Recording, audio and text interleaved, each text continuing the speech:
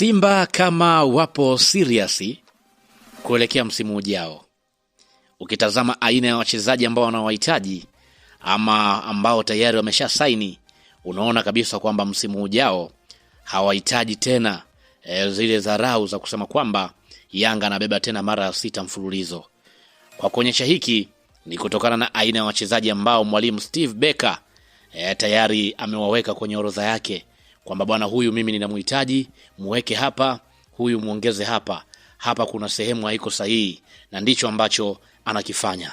Sasa kwa taarifa yako tu ni kwamba kwa upande wa mwalimu huyo tayari amepania kuisuka ile Simba ambayo itakuwa ni tishio msimu ujao. Tayari kuna nyota 7 ambao wako mezani, kuna baadhi ambao wamesha sign na kuna baadhi ambao muda wowote watakwenda kusaini, na hapa utakwenda kufahamu hapa nyota hao 7 ni wachezaji kutoka sehemu gani. Lakini kabla sijakupatia taarifa hii, nikukumbushe tu kwamba hii ni Swahili Media.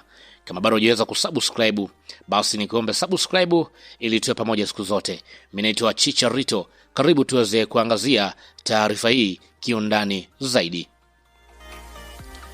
Baada ya kukabidhiwa jukumu la kuinoa klabu ya Simba tangu msimu uliopita, kwa upande wa mwalimu Steve Becker alionyesha dira yake ya kujenga kikosi ambacho kitakuwa tishio ndani ya Tanzania hata pia kwenye mashindano ya kimataifa.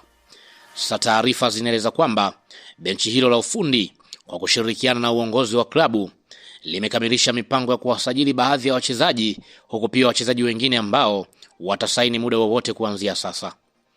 Lakini tayari mpaka sasa hivi mmoja ya wachezaji ambao watakwenda kukushangaza ni nyota ambaye yuko ndani ya klabu ya Azam, ambaye huyu ni Faisal Salum Toto, ambapo tunafahamu uwezo wake ambao amekuwa nao mara zote. Ni mmoja mchezaji ambaye amekuwa ni sahihi zaidi. Kuna fedha ambazo kwa upande wa Toto atatakiwa kuwalipa klabu ya Yanga ili aweze kusaini ndani ya Simba. Sasa unaambiwa tayari kwa upande wa klabu ya Simba wanaweka kiasi hicho ambacho Azam wanakihitaji, ili pia kuna fedha ambazo Yanga pia watazipata kulingana na aina ya usajili ambao watafanya. Ya maana kwamba mpaka sasa hivi Toto bado hajasaini mkataba, lakini bado mazungumzo yanaendelea. Lolote linaweza kutokea kwa mchezaji huyu. Najua wengi watakwenda kushangaa, lakini mambo yapo namna hiyo. Wakati huo pia mchezaji mwingine ni Thaddeus Nkeng, mmoja ya mchezaji ambaye tunafahamu.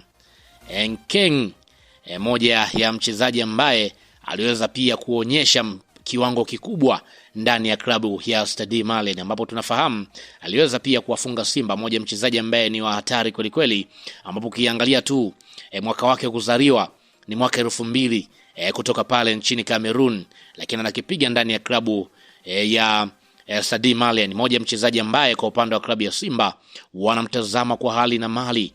Lakini pia mchezaji mwingine ni beki Sege Bajo Anton.